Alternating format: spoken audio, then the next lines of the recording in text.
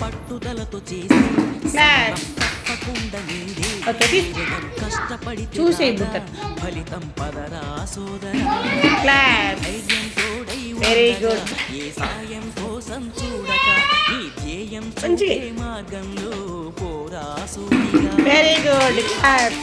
అది పట్టుకొని కృతికకి అడుగు తడబడనీయక నీ గమ్యం చేరేదాకా దూసుకుపోరా సోదరా.